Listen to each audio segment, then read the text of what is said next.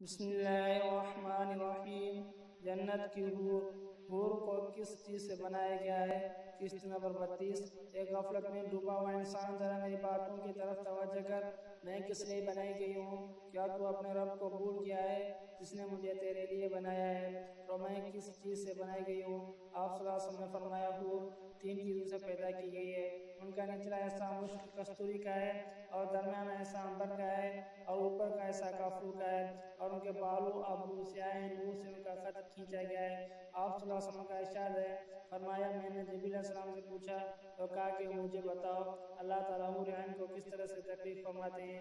انہوں نے فرمایا محمد صلی اللہ علیہ وسلم، اللہ تعالیٰ نے ان کو عنبر اور زعفران کی شاخوں سے پیدا فرماتے ہیں، پھر ان کے اوپر خیمے نصب کر دیے جاتے ہیں۔ سب سے پہلے اللہ تعالیٰ ان کے پستانوں کو خوشبودار بھورے رنگ کے کستوری سے پیدا کرتے ہیں، اسی پر باقی بدن کو تعمیر کرتا ہے۔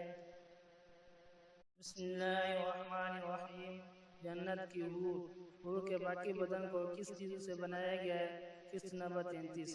عبداللہ بن عباس رضی اللہ تعالیٰ عنہ فرماتے ہیں کہ اللہ تعالیٰ نے حور عین کو پاؤں کی انگلیوں سے اس کے گھٹنے تک زعفران سے بنایا ہے، اس کے گھٹنوں سے اس کے سینے تک کستوری کی خوشبو سے بنایا ہے، اور اس کے سینے سے اس کے گردن تک شعلے کی طرح چمکنے والے عنبر سے بنایا ہے، اور اس کے گردن سے سر تک سفید کافور سے تخلیق کیا ہے۔ اس کے اوپر گل لالا کی 70 پوشاکیں پہنائی گئی ہیں۔ جب وہ سامنے آتی ہے تو اس کا چہرہ زبردست نور سے ایسے چمک اٹھتا ہے جیسے دنیا والوں کے لیے سورج، اور جب سامنے آتی ہے تو اس کا پیٹ کا اندرونی حصہ لباس اور جلد کی باریکی کی وجہ سے دکھائی دیتا ہے۔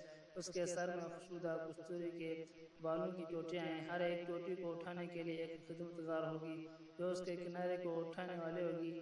یہ حور کہتی ہوگی، یہ انعام ہے اولیاء کا اور ثواب ہے ان اعمال کا جو بجا لاتے تھے۔